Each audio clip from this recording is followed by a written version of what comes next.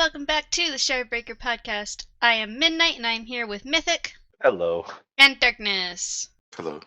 This is episode 11, the final episode of Mistborn, the Hero of Ages, before we move on to Arcanum Unbounded next week. This is going from chapter 76 all the way through to the epilogue. So let's get into it. So starting with the epigraph. I've always wondered about the strange ability Allomancers have to pierce the mists. When one burned tin, he or she could see farther at night, looking through the mists. To the layman, this might seem like a logical connection. Tin, after all, enhanced the senses.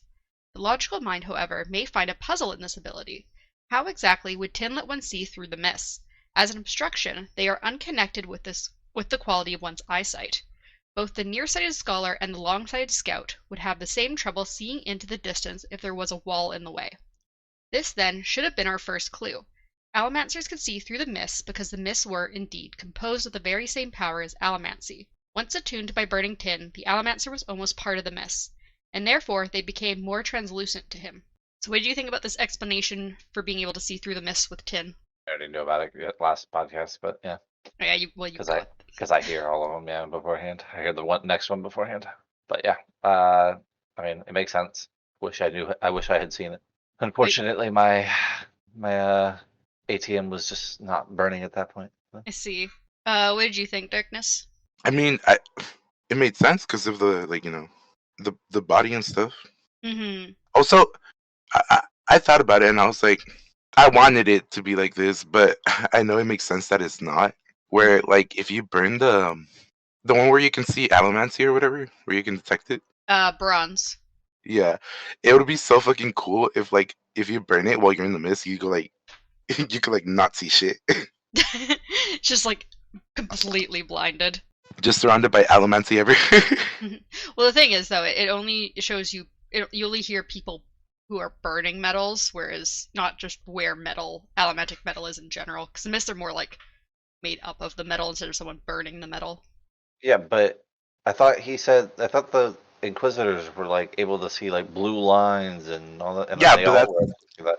Oh yeah, that's what I was saying. Like, Yeah, wasn't that the metals? Oh that they yeah, were seeing? I guess if you're like with So steel or iron sight. Yeah, why didn't the mist like stop them completely from seeing shit? That's a good question. Yeah, what we should ask Brandon. I need to ask Brandon. Why the fuck aren't people blinded in the mist when using steel? why and are we iron? talking like we meet him every Saturday? We obviously do. Okay. What are you talking about? Wow, Ready for the podcast, right? I forgot. That's what this whole podcast is about. We've met him numerous times. Yeah. I mean, that's why Midnight loves him so much. What? That's why she's leaving Jesus for him. No. Oh, No, I'm not. You hear this, Jesus? She's leaving. one you creator of worlds Brandon for another. No. That's so good. That was so good. We start with Vin's point of view as she floats, unsure where she is or even if she is awake. She can't feel her arms and legs, but she does eventually think that she is in Luthadel. She turns to get a view of things and eventually sees something dark. Ruin, a patch of shifting black smoke. Ruin then speaks to her, not in Reen's voice, but in a more guttural way. He welcomes her to godhood. Vin reaches out with her powers, feeling understanding as her mind expands and grows, awakening. So were you surprised that Vin was still alive here? No, She's still But- alive. I am. Well, technically she is, because I'm pretty sure her body's. That's not alive. I'm pretty sure her the body. fact that she can't do wasn't like anything. dead. She can't do anything. So like with the people around her, Well, and then the moment she chooses that she's dead, she's actually dead. So she's just all right. I'm leaving now.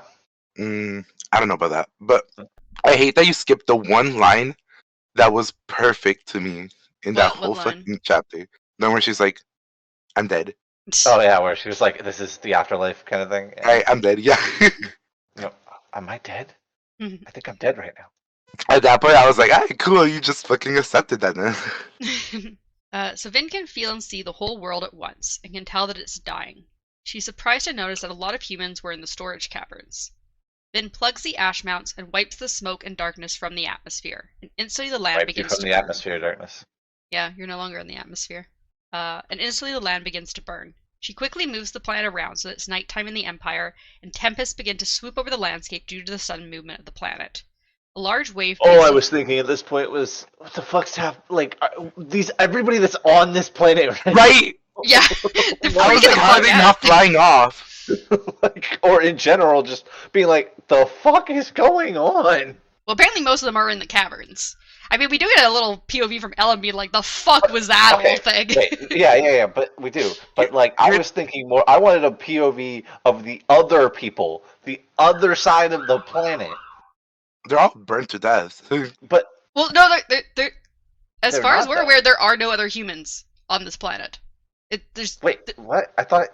I swear to God, he said when she I- moved the whole planet, it was like another place was getting destroyed or some shit. I thought, or was it maybe he was talking about some of the? Okay, maybe I'm confused then. I don't know.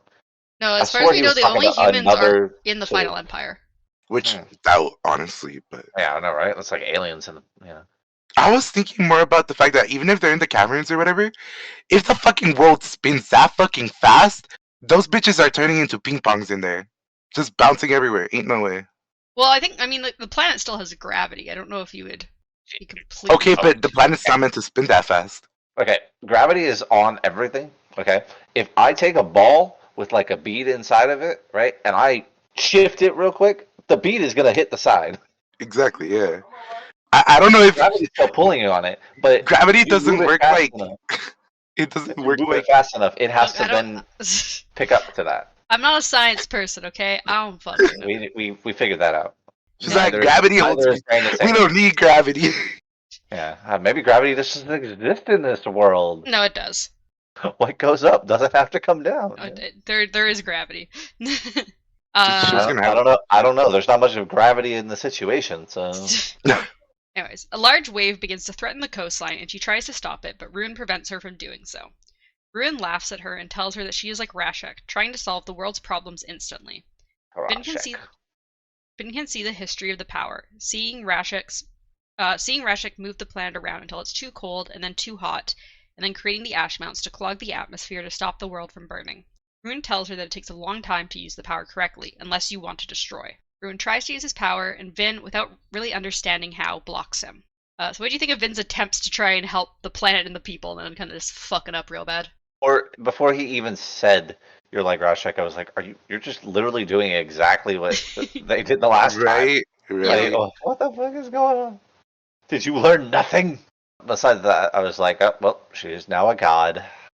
Well, I figured as soon as she fucking vanished, she was gonna be one. But I mean, I assumed she was gonna be like the preservation kind of thing, like the Yeah. new body. But which and then we were gonna see a Which mist was- wraith. Yeah, I know we were gonna see a mist wraith. Is what I was thinking. The next thing. You mean a Miss Spirit? Whatever. Miss Wraiths are very different. We do get to see some of those Yeah. at some point, though. Yeah, I know we do. Yeah, but I mean, in my opinion, like I think the mist wraith fits that better than the other things. I don't know what I would call the other things. I honestly, I feel like I just call them Conjura in general. But yeah, honestly, I keep thinking like Miss they Wraith don't leave, as the ghost. that's the ghost. Yeah, The spirit, exactly. I mean, it fits the description that they gave in the very beginning of the first book. Yeah. Way better. Hmm.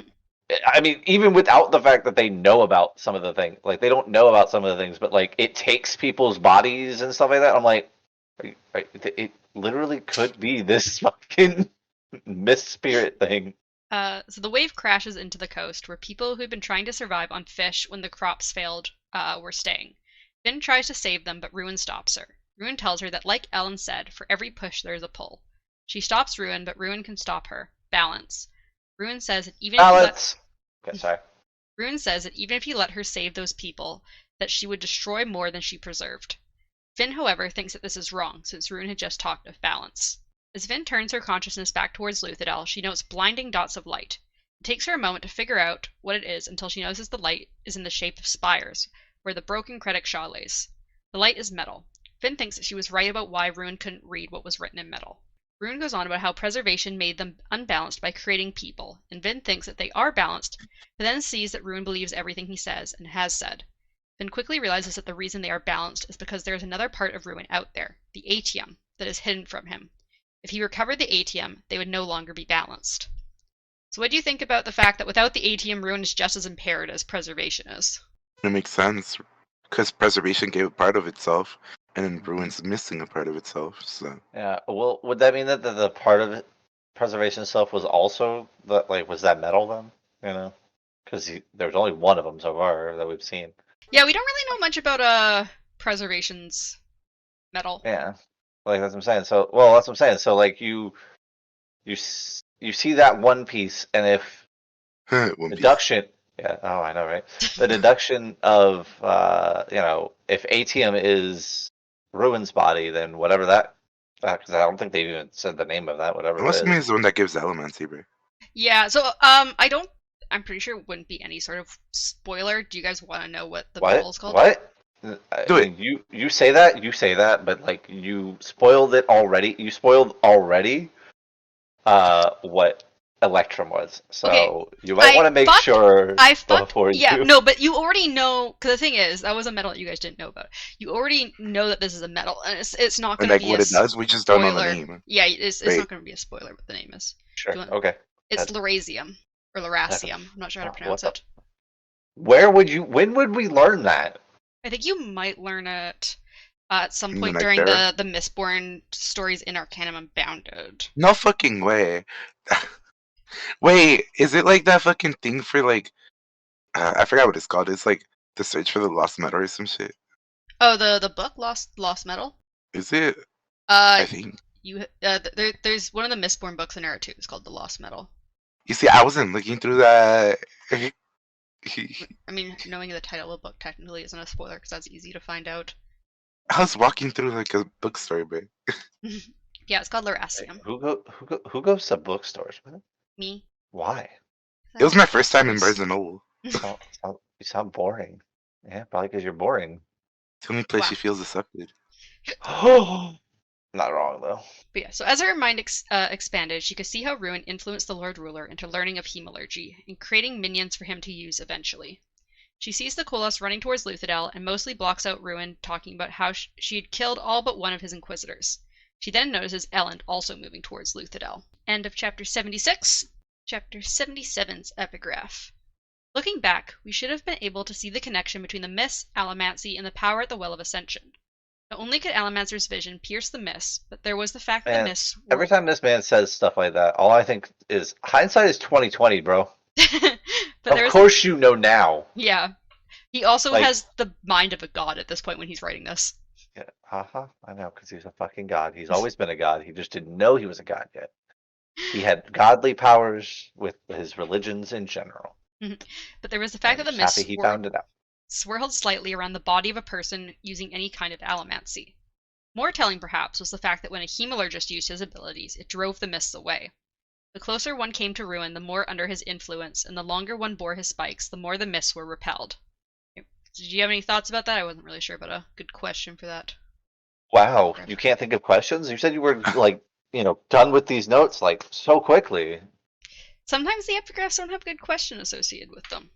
Honestly, sometimes the epigraphs are just like recaps. Yeah, pretty much. That's what I'm saying. Sometimes it's not a good question to be asked because it's great You've information. already asked the questions because you asked these questions already, and then we come up with theories that are correct. Yeah. Fucking seer. Yeah, I know. My ATM is just too good. So we switch to Elend's point of view as he stands in front of the destroyed remains of Kredik Shaw. He also notes that Luthadel seems to be empty and that a good third of it is burned down. As he jumps around Luthadel, he thinks about how he had gotten burned by the sun not long ago, and then it suddenly became night. He's also disturbed by the lack of mist, the stars shining above him. Elend makes his way to Keep Venture, which is a burned husk with several guards decomposing in the ground outside. He then soon finds Penrod's dead body on the ground, with words scrawled on the ground in charcoal about how he was only lucid part of the time and had killed himself. It also mentions the people going towards the Terrace dominance. So what do you think of Penrod's final message and the fact that he killed himself? Honestly, good on you, bro. He's honestly stronger than I thought. Yeah, I was like, good on you, bro. I'm so glad you did that. I mean, I don't, condone suicide, but kind of we're fucked either way because if you took it out, you died. If you didn't take it out, you died.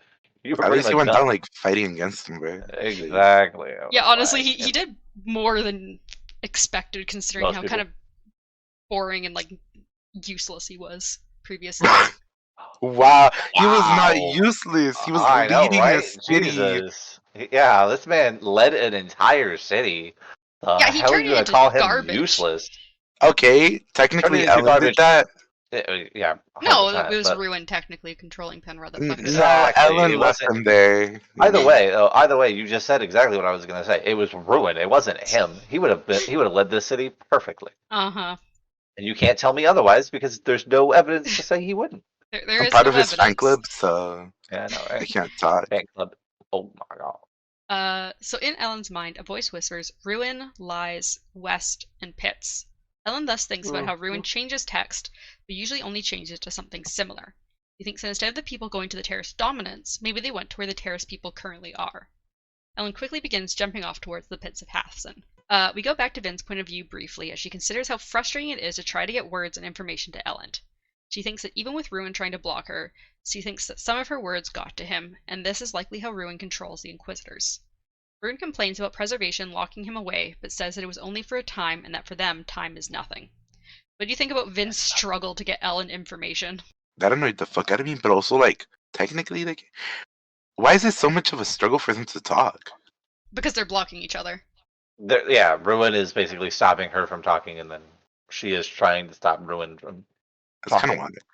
Doesn't really work too well, apparently, but Well, they say I think it's not this chapter, but the either the next chapter or the one after, they talk about how it's like technically her connection to Ellen is the reason why she's able to get that's why words to him, and just yeah. the same way that Ruin's able to get talk to like What the the fuck, Inquisitors yeah. and stuff.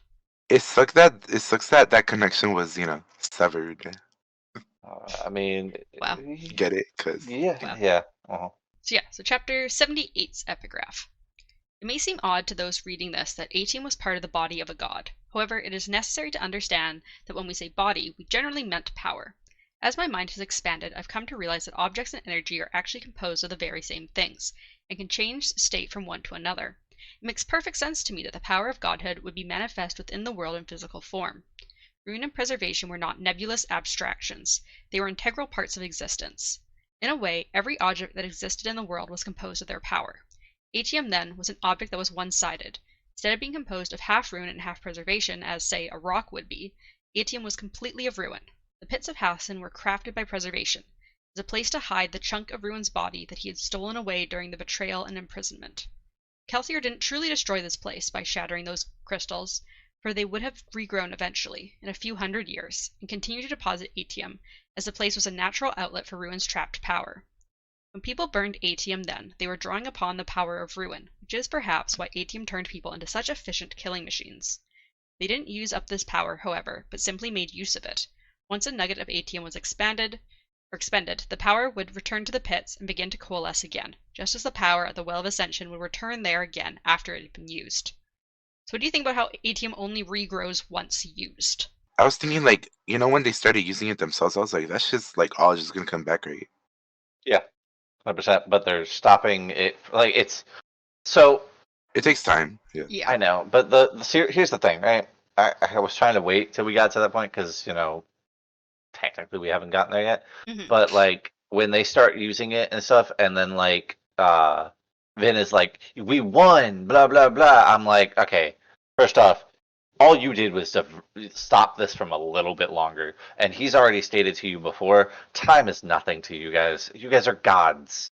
What is time? It's irrelevant. Like, so you haven't. You just put a stopgap in the problem that is still going to continue and persist. Yeah. So that's. I was like, you're. What's the word? Fuck, I can't think of the word they just used.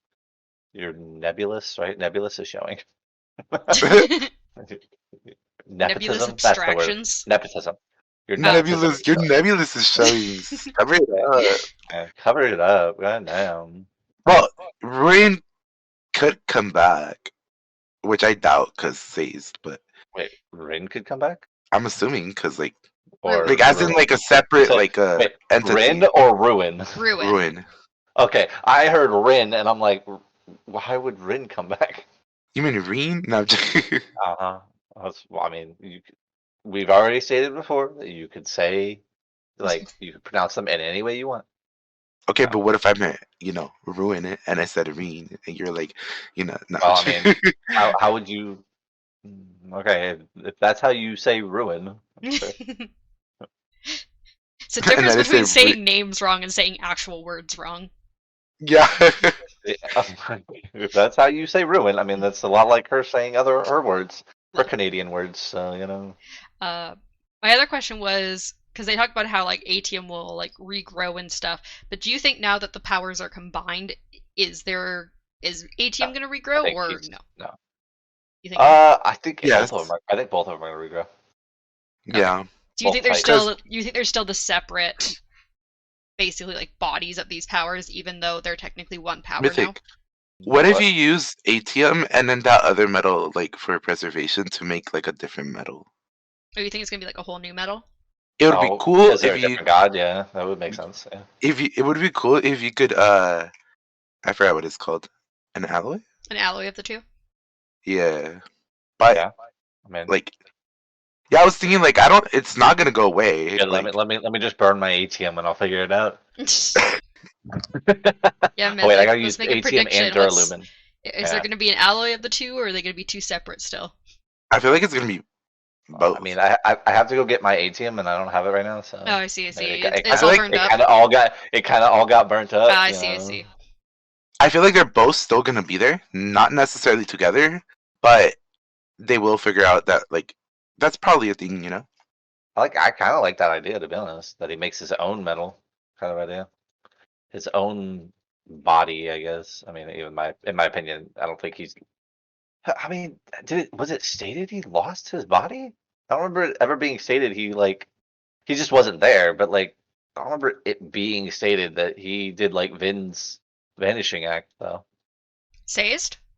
Yeah, Yeah, I no, don't he I'm remember does pretty that. vanish. sure. It does, because it says his metal mines fall Yeah. to the Does it? ground as his Oh, body okay. like disintegrates. Oh, okay. I couldn't remember if it had said that. Yeah, it's like a very brief like sentence or two. Yeah, And probably. also, didn't fucking Demar or whatever say that he saw them in like the fucking sky or some shit? He says Yeah, he yeah, yeah. sees who he thinks is Kelsier like in the sky with like waves of color coming off of Nah, them. bro, that's fucking Sage going all fucking supernova on them bitches.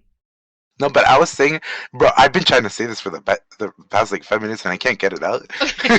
Oh, I'm sorry. I was like, no, it's just like I lose track of it myself. Like, Yeah, I gotcha. but it's like if Ruin does come back like as a separate entity, like you know, like something happens with Sage or whatever, hmm and they need that atom or whatever, and they actually succeed. Does it matter if they're in space? What do you mean? Does it matter if they're in space? Because you know the fourth arrow or whatever. Yeah, the one that you keep talking Oh, I about see. that we haven't actually gotten to. I mean, yeah, They- they could just leave their planet and just not deal with the That's what I'm rune of saying. Like, preservation. if he's been trying to destroy that shit for so long, destroy them, let him destroy it What if and there's just different? leave. What if there's different gods now, though?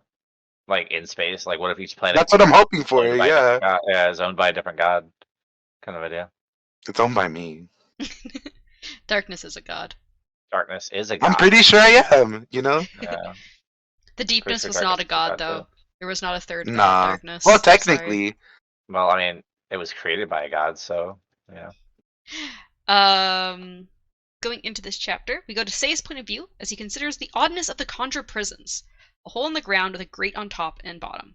Considering it had not been made to hold a man, Say's could barely move and was able to touch the top grate when reaching up. He isn't sure if he has been in this prison for hours or days, although he hadn't been given food yet. But a conjure had poured water on him, and he'd had to suck his clothing to get water out of the cloth to drink.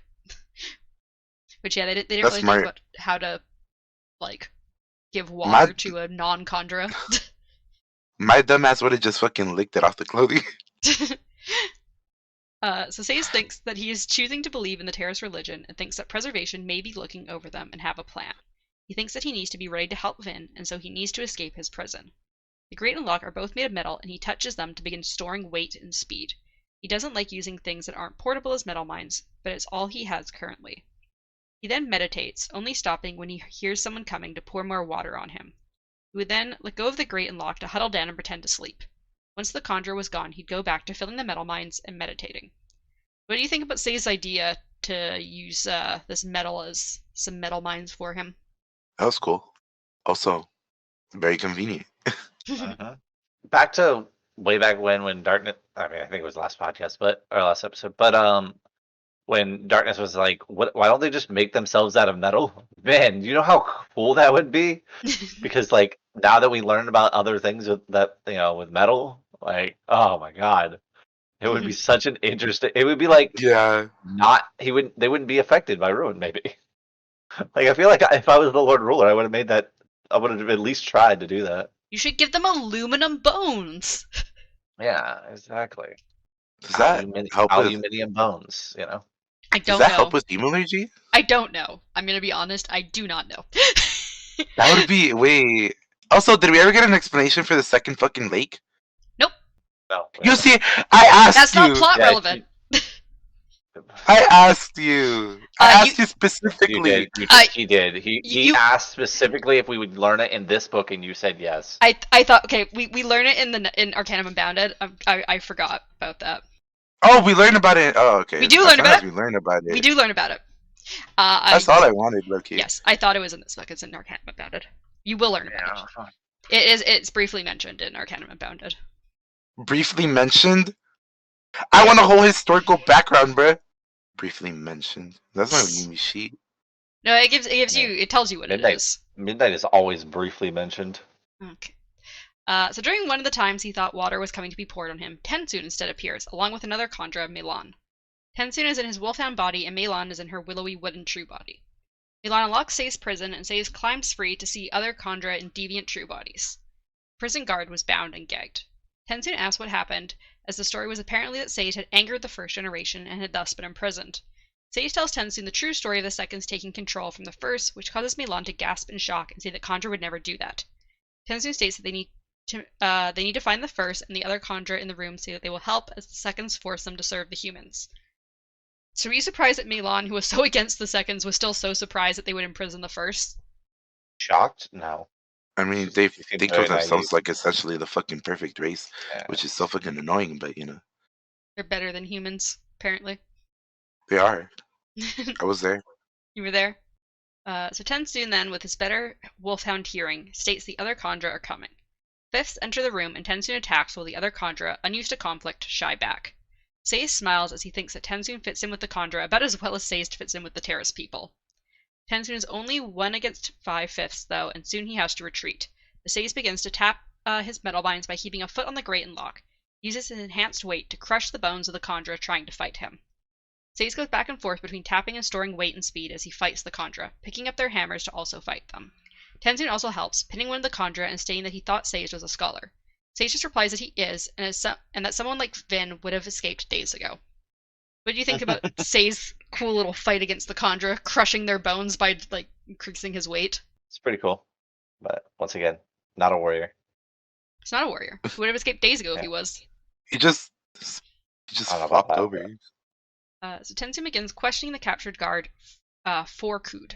As Tensoon does this, Sei glances into the other holes and notes that one has a multitude of slightly different colored blobs. He calls out to Tensoon, saying he found the first generation. Tensoon has Melan unlock the cells and then says that they need bones. She rushes off, and Tensoon knows that the seconds must have killed the other Khandra that had been in these cells, so that they can imprison the first without notice. Tensoon states that they can't go after the seconds without the first to convince the other Khandra. Thus, Sei begins to store more ferrochemy. Tensoon then threatens Forkud into giving up his bones, and he tells Sei that no one expects a Khandra to pretend to be another Khandra, and that he learned that from Zane. He says that while pretending to be... Somebody learned something from Zane. I mean, Vin also learned about the whole ruin can speak into your mind kind of thing from Zane. Not really. Not fully. Kind of. No. She didn't come to that realization until way too late. Look, She was like, oh, yeah, this is what Zane was going through. he says that while pretending to be Forkud, he can distract the seconds long enough so the first can reform bodies. Milan returns with a bunch of bones, and Sei begins to store his ferrochemy. Only needs a couple hours, which is really stupid to me. Yeah, Sei begins to store his ferrochemy in the lock, removing it from the grate and a metal hammer. Apparently the first will need a couple hours to reform bodies since they aren't used to forming new bodies regularly. So were you... But, why even... the plan just doesn't seem like it needed to be there then. It's like, okay, just wait a few hours. It's not like you changed anything that was going to happen. Yeah, so my question here was going to be, were you concerned about how long they needed to wait for the first to reform their bodies? Did you think, shit was going to go down while they were waiting? I mean, I figured shit was going to go down, but, I figured it wasn't like he was gonna stop it from going down. Is the problem? Mm. It still went down, and I feel like it would have still been the same amount of time, like either way. Like I don't think him being there changed anything.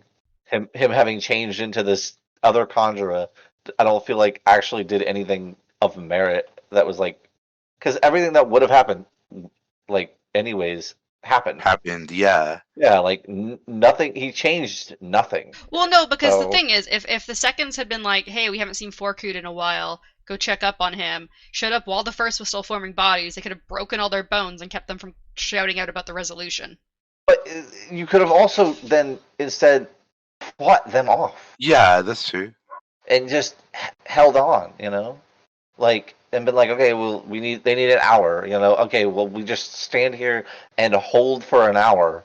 Well, it was several hours, they said. Okay, I was pretty sure it said an hour needed, but yeah. No, Okay. it was a few hours at least. Wasn't Excuses days. take I effect thought it was forever. going to be days. I literally thought it was going to be days when he was like, they need time to recover. I'm like, it's going to be like days, and then I mean, Tensoon takes like a minute. yeah, but days. These dudes have not ever changed their bodies. In like hundreds and hundreds of years. They said that since I thought they said since they were changed. Yeah, so it's They been never 1,000 years changed. actually. Yeah, it's been 1,000 Yeah, years. they've never changed their bodies. So like, and they just know how to do it in an hour. I mean, granted, I guess it wouldn't. It doesn't go too far out of the realm of possibility, seeing as the fact that like all of the people who were made into mistings were just like basically like, oh yeah, your body will just know how to do it. Yeah, I think it's like an instinctual thing, kind of like That annoyed me walking, too. So breathing. I mean, walking and breathing are not instinctual things. We learn them as children. Well, breathing is kind of instinctual. We learn it as a child. When we first come out, we have to be smacked most of the time to get like to learn how to breathe. Yeah, and you gotta throw some bones on someone so they can learn how to form a body. That they just know how to do that. Like I mean, I throw bones at newborn children all the time. yeah, all right. Is chapter 79. Born child.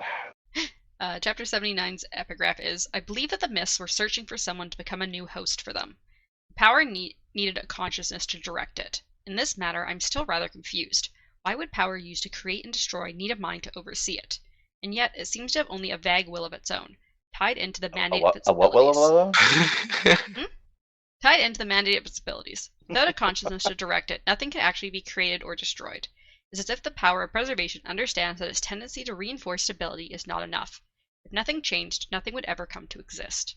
That makes me wonder who or what the minds of preservation and ruin were.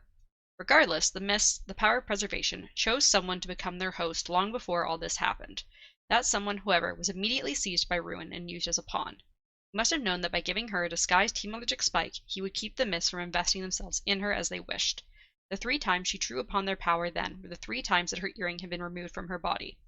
When she had fought the Lord Ruler, his allomancy had ripped it free. When fighting Martian Fadrix, he had used the earring as a weapon, and which were now desperate for a host. Since, I feel like I'm missing a word. Good? No. And the Mists, which were now desperate for a host, since preservation's last wisp was gone, finally poured themselves into her. So why do you think the powers need a host or a consciousness? Nope. No theories. Apparently, it wasn't answered in this book. It's not plot relevant, anyways. Damn. Okay. Did you have any theories, Darkness? Well, I mean, that's what we were told. Yeah. It's not plot relevant. Maybe it's just like it's just one of those things the world needs, you know? So we move back to Vin's point of view as she sees Ruin suddenly shoot off somewhere and she follows. They end up at the pits of Hassan, and Vin quickly notices Kanpar talking to another Khandra about selling atium. She quickly realizes that the atium stash was in the pits and the Lord Ruler must have gone to a lot of trouble to keep it secret. She tries to block Ruin. Honestly, kind of surprised she didn't know that already. She tries to like, block. She knows a lot of things. How does she not know that? She does know a lot of things. She tries to block Ruin, but he is able to take control of Kanpar due to his hemalurgic spike. Ruin asks Kanpar how much atium there is, and Kanpar responds, asking who is speaking to him. Ruin replies that he is God, and they are all his. So what do you think about Kanpar selling the atium and thus giving Ruin the knowledge of where the atium was? I mean, I had already stated that I thought they were gonna be controlled by Ruin. So Fucking Kanpar. Idiot. Fucking hate Campar. Yeah, everybody hate Fucking hate Campar. that Kung Pao Beach. Campar chicken, you know, fucking He's so Campar chicken. annoying. Yeah. How could you Campar chicken? Do you have any of their thoughts, Darkness? Do we know what happened to him? I don't remember. He just died. Okay. I believe he gets his bones broken by like Demo and Elend, and then we Which don't know doesn't what kill happens to him Right. after Khandra. that. So, yeah, which doesn't kill Khandra. So, you know. No. He would just be a Wait, so broken if they little got their blob. bones broken, but did they take the spikes out? I don't think they took the spikes out. I think they're just broken little blobs on the ground. But they're still like sentient and they can still form bodies. Yeah. And it makes sense because they don't really know how they're made. So You know, in all honesty, I think that they're gonna show up in the next book. So So we switch back to as Ellen's cowboys. as cowboys, Cowboy Khandra. We switch back to Ellen's point of view as he runs into some of his own soldiers. The man replies that he was with the group that was sent back to Luthadel. Ellen notices that night is about halfway through, and he tells the men that he needs to quickly speak to the leader of their group. We then move to Say's point of view as he and the First go towards the Trust Warren, as the First tell the other Khandra how Canpar and the Seconds betrayed them. Tensoon then approaches Say's, telling him that something strange is afoot, before attacking.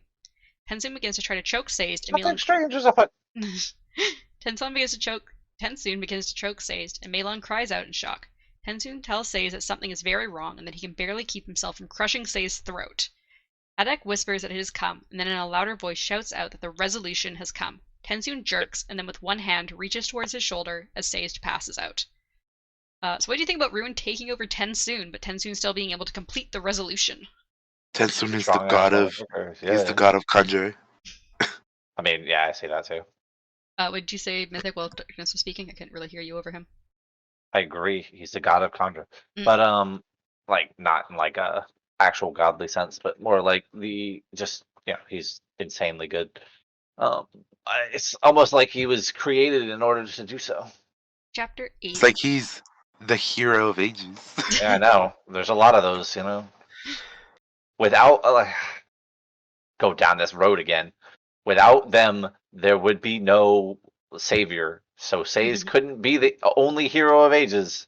They would all be heroes of ages. Honestly, I genuinely think that there's multiple. Like, yeah, like there's no way that they're just one hero of ages. If Well, it was, that would we'll just get- be stupid. We'll get into it, but Say's does specifically say that the hero of ages is the person who holds both preservation and ruins power, so anyone who hasn't held both is not a hero of ages.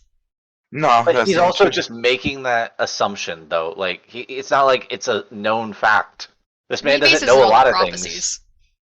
But all the prophecies were very wrong in some way, shape, or form. So Well, he gets the correct prophecies from the first generation. I mean, does he though? Yeah. It could also have been changed. I mean, they matched him in the end. We'll go into that later. You're not wrong. Get to that.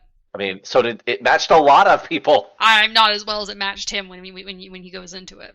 Oh, I don't know. I think it matched human pretty well. So chapter 80's epigraph. The Khandra people always said they were of preservation, while the Kolos Inquisitors were of ruin. Yet the Khandra bore hemalurgic spikes, just like the others. Was their claim then simple delusion? No, I think not. Yes. They were created by the Lord Ruler to be spies. When they said such things, most of us interpreted that as meaning he planned to use them as spies in his new government, because of their ability to imitate other people. Indeed, they were used for this purpose, but I see something much more grand in their existence. They were the Lord Ruler's double agents, planted with hemalurgic spikes, yet trusted, taught, bound to pull them free when Ruin tried to seize them. In Ruin's moment of triumph, when he'd always assumed the Khandra would be his on a whim, the vast majority of them immediately switched sides and left him unable to seize his prize. They were of preservation all along. So what do you think about the Khandra's purpose of creation being to be double agents against Ruin? Seems like the Lord Ruler might have had more intelligence than most of the people in this book. I was gonna say, Oh. He seemed to have realized what was coming and how to stop it very well. I miss him. You I miss do him? too. I wish they never killed him. Like, he wasn't that bad of a guy. Like I said in the very beginning, he just might not have been doing the best. He was corrupted a bit by Ruin, but he wasn't the worst type of guy. Who isn't corrupted by ruin, to be honest. He definitely was corrupted by Ruin. I said who isn't. Oh, who corrupted isn't? by I thought you said he ruin. wasn't. No. Wow. Who isn't corrupted by ruin at this point? In all honesty. So we go back to Ellen's point of view as he talks with Demo. He had already changed into a fresh white outfit as he feels like the people take hope from seeing him. Demeaux explains how several 100,000 people are at the pits and mentions how the terracemen had been kept from starving, kept sickness from spreading. One terrace woman hands Ellen and Demeaux some tea, and she looks fondly at Demeaux. Ellen knows that all the terrace people seem to be fond of him. Ellen asks Demeaux if She looks fondly at him. they got a thing going.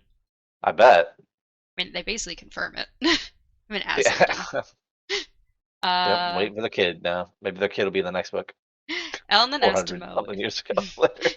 Ellen then asks Demeaux if he knows what happened in Luthadel. Demeaux explains that Penrod went mad and basically caused another house war. Demeaux also explains that Kelsier showed up to the people to get them to come here. Ellen frowns and asks to speak with the men that apparently spoke to Kelsier. As Demeaux goes to get them, Ellen briefly stops him and asks him to have some of his men ingest any elementic metals they can find. He tells Demeaux that he and his men have been made into allomancers and to figure out what metals they can burn and divide them by metal type. So what do you think about the fact that the reason so many people are likely surviving from Luthadel is because Ellen sent Demeaux and his men back to Luthadel? I mean, lucky them. And it's funny because they were the most hated in the fucking army. Things worked out. So we go back to Say's point of view as he comes back into consciousness. As he opens his eyes, he notices that he is surrounded by myth race that weren't using bones but wood and stone bones from the Khandra true bodies. Discarded spikes littered the floor, ignored by the mist race. Thays quickly realizes the Khandra did this to keep the Atium from ruin and that he needs to go protect the Atium. As he reaches the Trustworn, he hears and sees about 20 Khandra working to move the large disc that covered the hole filled with Atium. So were you as surprised as Sayes was that so many Khandra actually went through with taking out their spikes, even though Ruin was trying to control them? Yes. I actually thought that a lot of them would be, like, more scared because, like, you know, Go on, sorry, Dennis. the like, younger the generation or whatever, Mm-hmm. like, the less they seem to be wanting to follow the contract and stuff. They still did it. They still did it, though, yeah. Yep. I mean, okay, so wasn't it stated like a while back that like the less spikes that they have, the less control he has, as well as the fact that like they have to that he kind of is more influential on people who are crazy. So people without spikes, he's definitely more influential and crazy. I don't know if the crazy and spikes like exponentially like. I feel like it should. It might, but I think the spikes give you him a lot more because I think control. Kantar was definitely crazy beforehand. I think the spikes definitely give him a lot more control than just being crazy. A lot of times, like, the craziness allows him to, like, get people spiked so that he can control them better. Gotcha. So Seiza notices a sack on the floor near the door of the Trustworn and quickly realizes that it has his metal mines in it. Kanpar then looks up, staring right in the direction of Sazed, meaning that Ruin has noticed him. Sazed quickly pulls the lock out of his pocket and taps speed and rushes towards the sack of metal mines, grabbing them, dumping them out so that he can take out 2 rings. Using them, he closes the door to the Trustworn and uses himself as a doorstop to keep the Khandra locked inside the Trustworn. Noticing his metal mines running out quickly, he looks up and pleads for help. So what did you think of Say's little stalling tactic here? Say's is smart as shit. What do you mean? He's not a warrior, so what do you expect him to do? He is a bolder now. I am bolder.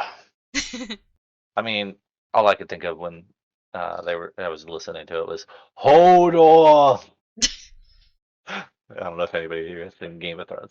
I have not, but I know memes. Wait, repeat it. Hodor. Oh yeah.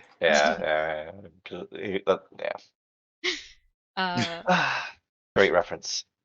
So we go back to Ellen's point of view as he speaks to the guards who swear they saw and spoke to Kelsier and Luthadel. Because they did. A silent voice whispers Ellen's name as a messenger arrives and whispers to Demeaux. His name is whispered again as Demeaux tells Ellen that the Koloss Ellen had seen were heading towards them. Again, his name is whispered, and Ellen thinks that it sounds like Vin's voice. Ellen says to gather an honor guard before striding off into the darkness towards the voice. As Ellen walks forward, wondering what he is doing, he suddenly sees a hole in the ground and ash. He thinks that maybe it's a cave where the people can hide. Demeaux and his small group of men follow Ellen down into the cave, and Ellen soon sees light in Mithrace. He then hears a sound and eventually finds Sazed. Sazed is so surprised to see Ellen that he lets go of the doors for a moment, causing them to burst open and Khandra to push out. Sazed quickly cries out to Ellen to not let the Khandra escape. I love the little, like, contemplation this man has. For a moment, Ellen isn't sure if this is Sazed or a Khandra pretending to be him, but then he quickly decides to trust the voice and thus trust that this is Sazed. Ellen and Demeaux and his group quickly subdue the Khandra by breaking their bones. Ellen then goes back over to Sazed, who explains that this is the Khandra homeland and where the Atium is. Ellen says that the Atium is useless, but that the caverns might be useful to them. Alan thinks that they need to get the people here before the sun rises, as his only goal currently is to survive. So what do you think about Vin leading Ellen to the caverns so that he can help stop these Conjure from escaping with all the atium? I mean, in all honesty, all I was thinking at that point was the fact that because Shay's just like, please, whoever you are that has spoken to me once, please save me. And I'm like, oh my god, this is gonna be like him thinking that he got saved, but really it's just a goddamn coincidence. But I mean, kind of got saved, I guess. Kind of got 'Cause saved. Vin did, yeah, because Vin does know everything. She's omnipotent, so Yeah. what You is have any thoughts time there, to a Darkness? god after all? Oh, at that point, I had the feeling of like everything's going to end right now, So I was like, you know what? Might as well just get ready for it. I mean, I was definitely when he kept saying it's like the end of the world, and I want to just get these people into a safe place.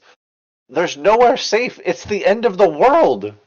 Well, at this point, he's kind of just trying to be like, I'm trying to survive like an extra Survive minute the at a time. Oh, Gotta survive the sun. minute. I want to survive before the sun burns me to death. Maybe Ellen is like super conscious about his tan lines. Oh my god, my tan lines are gonna be terrible. He's like, Vince gonna hate them. Yeah, the dead person's gonna hate them. He doesn't know she's She's dead at not this point. dead. She's totally dead. She's not dead. She's busy. She's busy. All right, so explain to me then, Darkness. Right? She's not dead. She's not dead. How does she come back from this? How does she become enough? She doesn't. You don't to come back touch- from what? ascending into a god. From ascending into a god? Okay, but how can she then, if you say she's not dead, right? She's not dead. How can she then be with Ellen ever again? Oh, she won't. Okay, Doesn't mean and she's not. Doesn't mean she's not alive. So does that not mean that to him that would be like her death? He would think of her as if she was dead. He can't do anything anymore. Well, She's think about never it. going If to see Ruin her weren't again. there, right, at that point, Yeah, and she was able to talk to him in that form, she's still there. So a voice It's a long distance relationship. It's For real. Oh, long distance. Okay. Chapter 81's epigraph. Snapping has always been the dark side of allomancy. A person's genetic endowment may make them a potential allomancer, but in order for the power to manifest, the body must be put through extraordinary trauma. Though Ellen has spoke of how terrible his beating was, during our day, unlocking allomancy in a person was easier than it had once been. For I like this epigraph, to be honest. For we had the infusion of preservation's power into the human bloodlines via the nuggets granted to nobility by the Lord Ruler. When preservation set up the mists, he was afraid of Ruin escaping his prison. In those early days before the ascension, the mists began to snap people as they did during our time. This action of the mists was one of the only ways to awaken allomancy in a person, for the genetic attributes were buried too deeply to be brought out by a simple beating. The mists of that day created mistings only, of course. There was no Mistborn until the Lord Ruler made use of the nuggets. The people misinterpreted the mist's intent as the process of snapping allomancers caused some, particularly the young and the old, to die.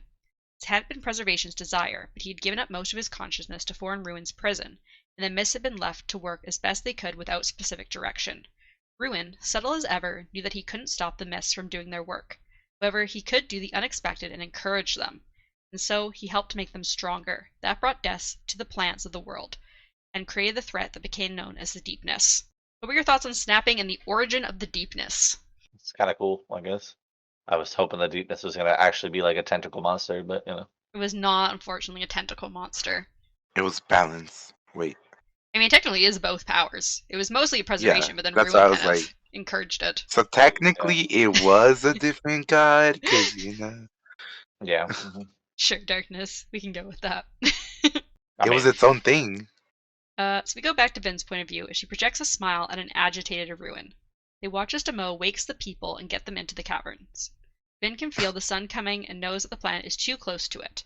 However, there was nothing she could do as she knew Ruin would stop her from moving the planet again. Plus, she didn't think she could move it into the correct place anyways. Ruin asks if she thinks... that says knowledge. Ruin asks if she thinks she has beaten him and mentions that he has hundreds of thousands of Koloss made from her people. So what are your thoughts on the amount of Koloss that Ruin's created? Didn't shock me at all, to be honest. I also kind of was hoping that he was like lying partially with it, but Apparently too. Ruin doesn't lie much. it would be hilarious. Yeah, Ruin doesn't lie though, so. Does he not? Nope, Generally, never no. lies. Vin keeps He only saying that, tells the like, truth. oh, he's not actually lying. He just believes this. Yep. That's true. Well, I mean, that actually. was said after, but yeah, that was said in this chapter, in these chapters for sure. But I'm still interested in who they were, like Preservation and Ruin before I mean, they I get it. was interested when they said when he falls dead. I was like, oh, I know. I want to know this man now. I wonder if he Oh, shows up. You know? It's red hair. Oh God, a redhead. give me Okay, I more. need more descriptions Oh, do you want Give to a know me if I picture can more. of him? simp. Can we get a picture of Yes. Rowan? I can Oh get my a God! Can you picture show a of him. picture of Preservation too? Gosh, Vin thinks about keeping the people in the caverns was really only a stalling tactic, and that even her plugging of the ash mounts wasn't stopping the lava that was now coming out of cracks in the ground. Suddenly, Vin attacks Ruin, unsure of how she is actually doing it. Their powers clash and mix, causing Vin to understand Ruin a bit. However, she eventually pulls back as they are too well matched. Ruin tells her that she will learn to hate the balance between them. We go back to Ellen's point of view as he inspects the 18 All beads. I could think of at that point was that like she was gonna like I already had a feeling Ellen was dead at some point, and she was gonna see it, and then she was gonna like flip shit, and she was gonna like meld with Ruin or something, and then it would teach Sazed how to do that kind of idea. I was like, that's how Sazed becomes a god. We go back to Ellen's point of view as he inspects the ATM beads. Sazed explained that ATM was part of Ruin's body and that he needed to come for it. Ellen suggests just giving it to him to keep the Kandra from attacking them. Or not the Kandra, keep the Kolos from attacking them. But Sazed replies that giving him the ATM would likely cause the instant end of the world. Sazed Instant. Yeah, he says instant. Sazed says, Yeah, I know. That's what I'm saying. Instant end though. Like you won't survive at all. No chance. don't give him the ATM.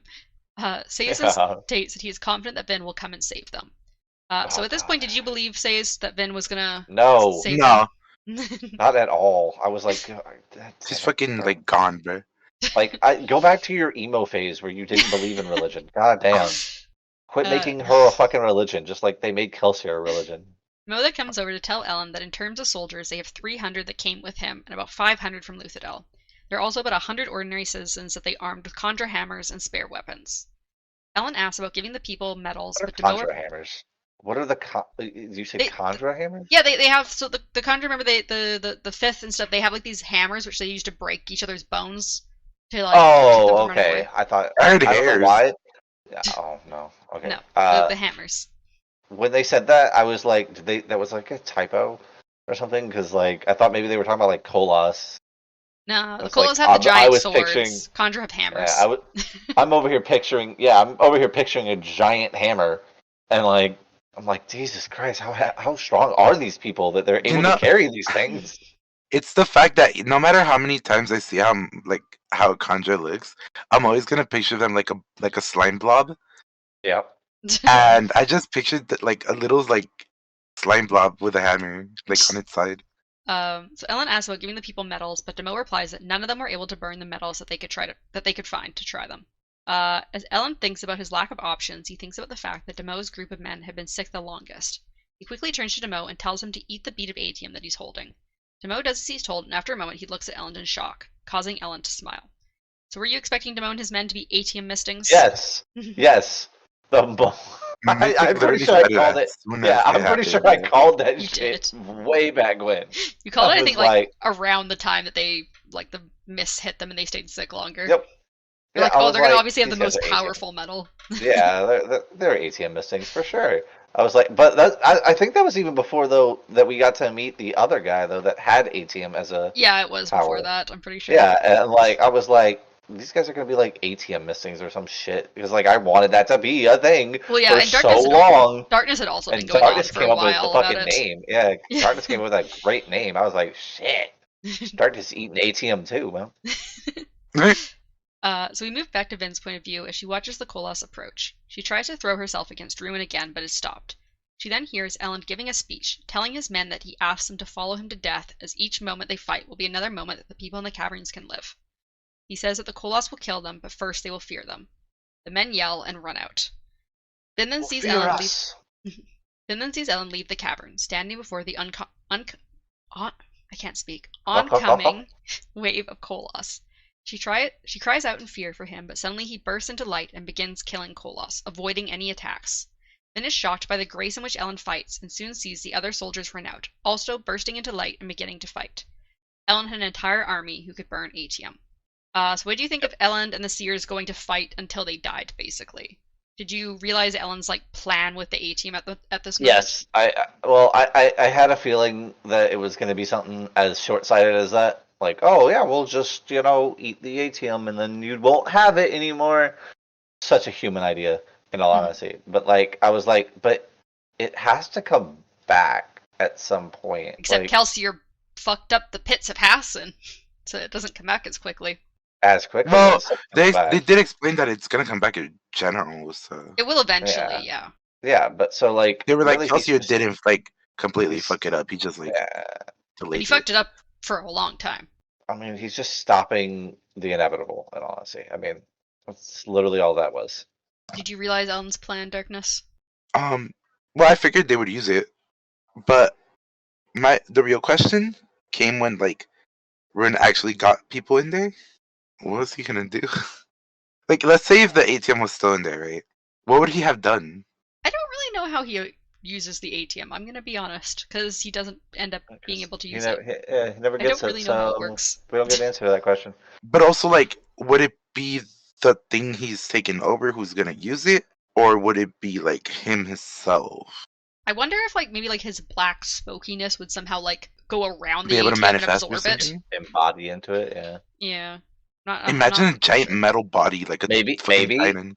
maybe they do like the Conjura, and it becomes their like outer shell basically. He'll be an ATM Conjura. An ATM armadillo. What?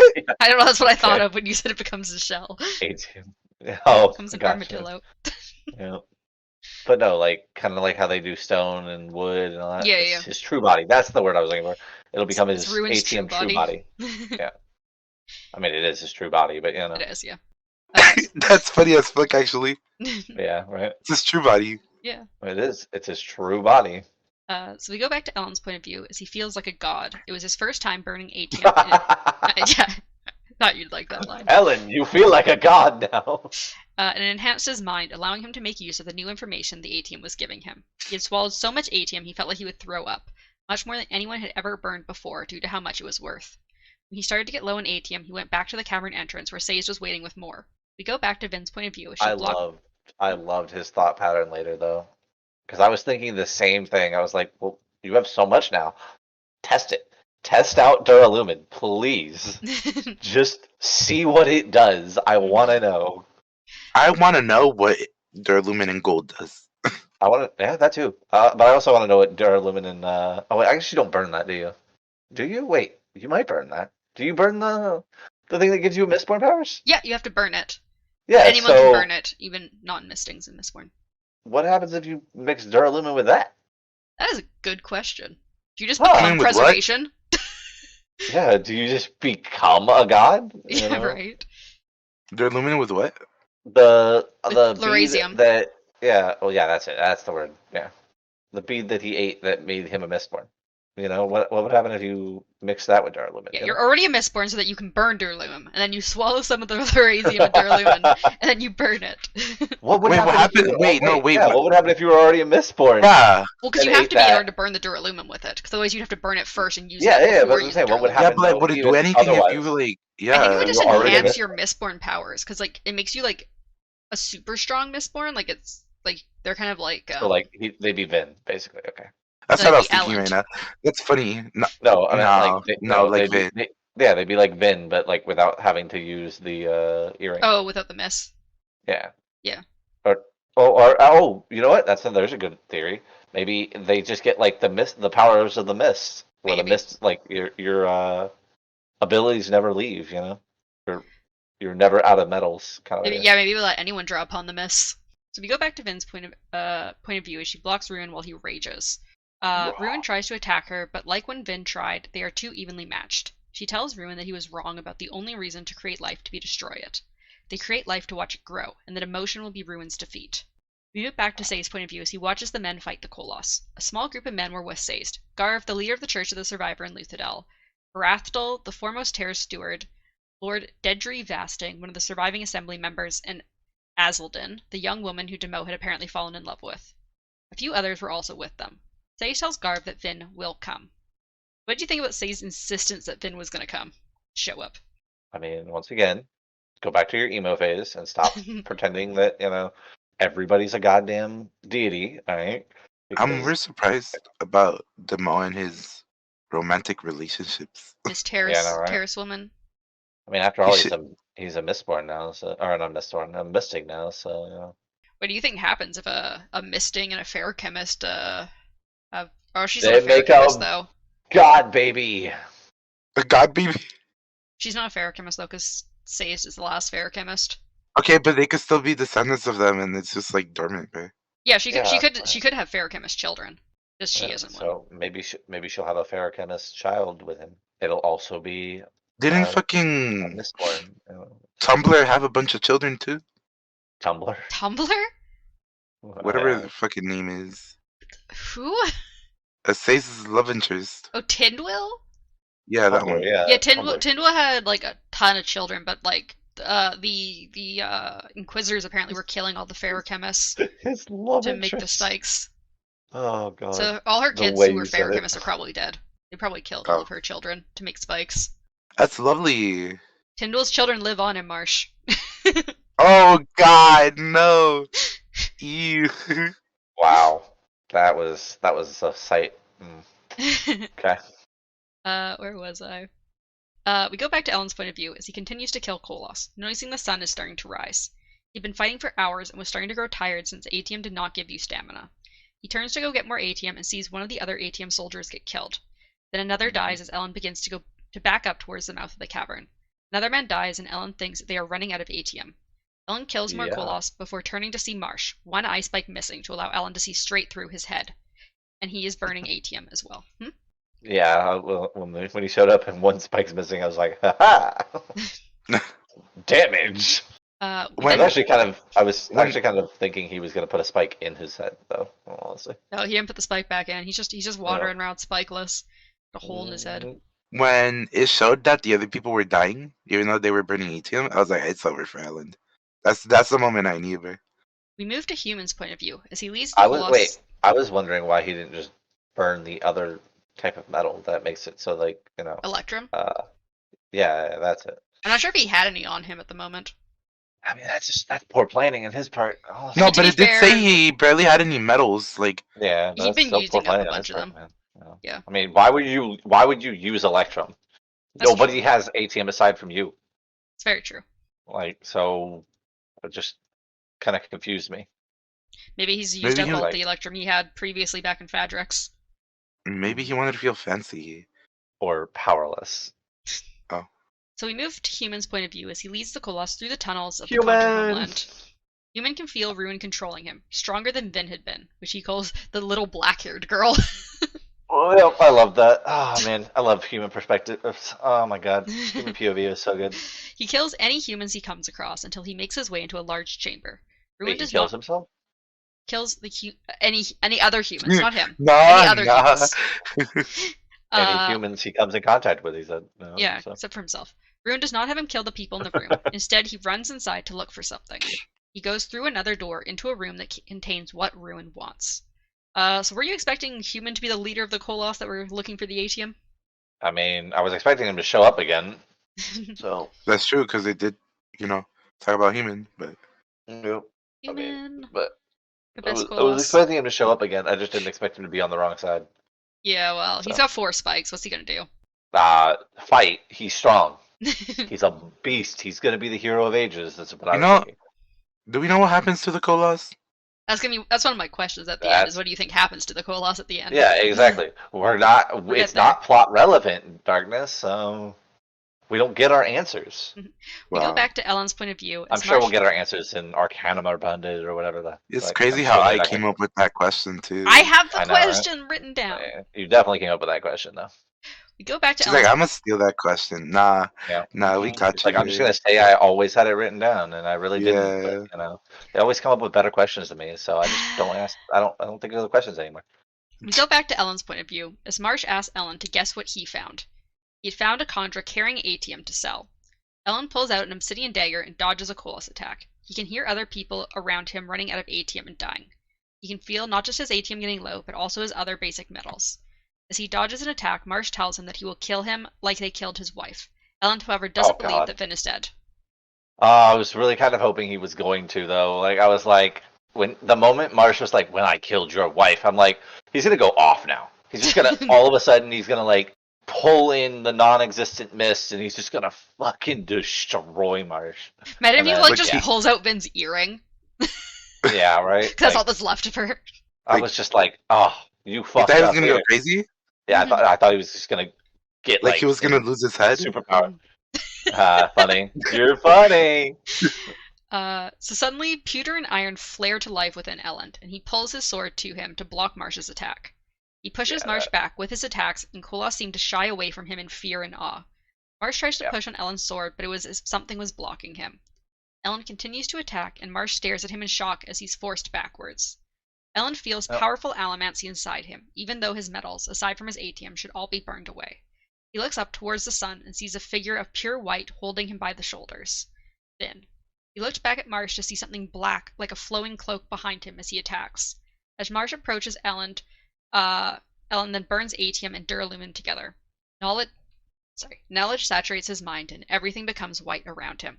When his vision returns, he has his sword in Marsh's neck, and Marsh's axe is in his chest.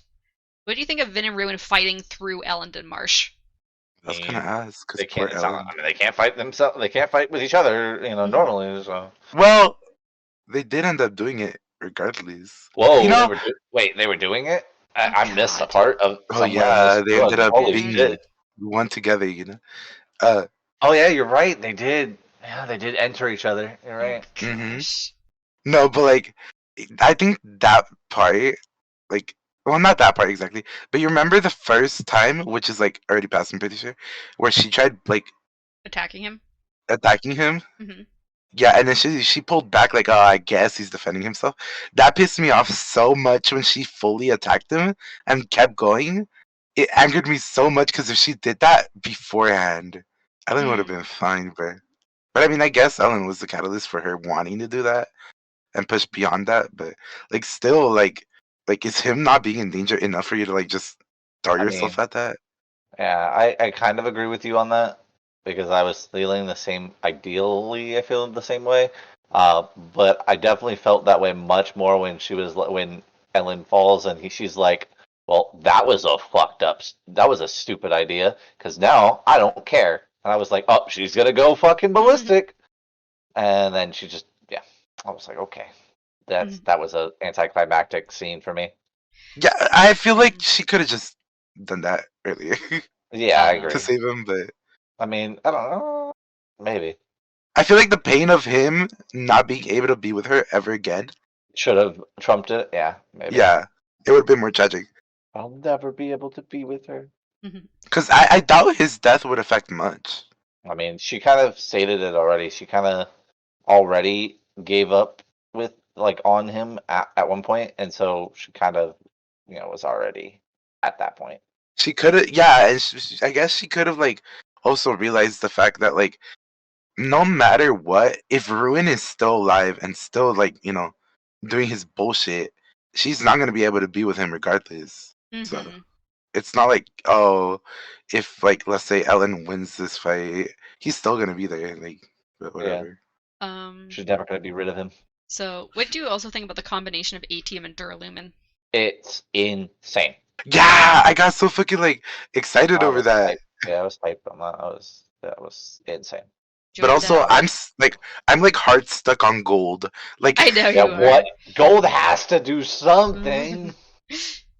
I wanted to so badly. I know. So the medals given to Ellen by Vin kept him from feeling pain as Marsh pulls his axe out of Ellen's chest, leaving him bleeding, and also pulls Ellen's sword out of his neck, which heals almost instantly. Ellen falls onto Kolos' bodies, and Marsh walks over and grabs him by the neck and tells him that he is lost. Ellen can feel his life draining away, but instead of feeling regret, he feels satisfaction. Ellen then tells Marsh that he hasn't lost, he's won. We switch to Human's POV as he looks down into an empty pit in the center of the Trust Warren. Then back to Ellen's point of view as he asks Marsh where the atium is, and to tell his master that it's gone. That the point of fighting the Kolos... Wait, though. Because when they went to the human thing, it was a little more than that. It stated the fact that human went in there, was confused, like he had a confused look on his face, and then 3 other Kolas walk in and are also confused. And I'm like, wait, Yeah, because he had a group of Koloss he was leading through the tunnels. Yeah, but they were all like They're all like, what standing the there fuck? like, huh? You know, like I thought that was the funniest thing. It was like they didn't even use just one perspective of a Koloss. They were like, all these Koloss walk in here, and they just are all confused. They're all just like, what the fuck? Yeah, like I mean, they didn't know what they were doing in the first place. Not really, no. Granted, I don't think they know what they're doing most of the time. So Yeah. Yes, we go back to Elend's point of view, and he asks Marsh where the A-Team is, and to tell his master that it's gone. That the point of fighting the Koloss wasn't to kill them all, but to use up all the A-Team.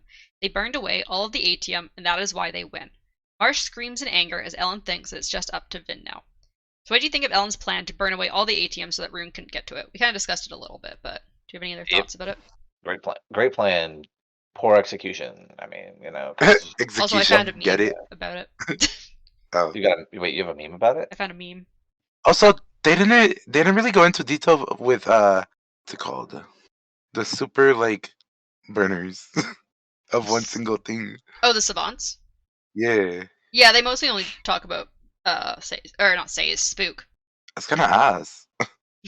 Is that all there is to it? Like, Well, we might get more stuff about Savants in later eras. Look, there's got to be some stuff for other eras. no, it's a whole new world.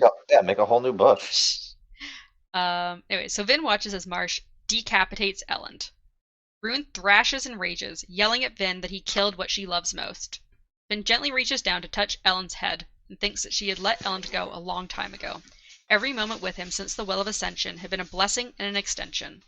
She will always love him, but she will not cease to function because he is gone. Rune continues to rant about how he'll kill the other crew members as well. So what do you think about Elend's sudden death there? I was disappointed in him. Why would he die like that? Why would he do that? To me specifically. To you, yeah. How could you do this to me?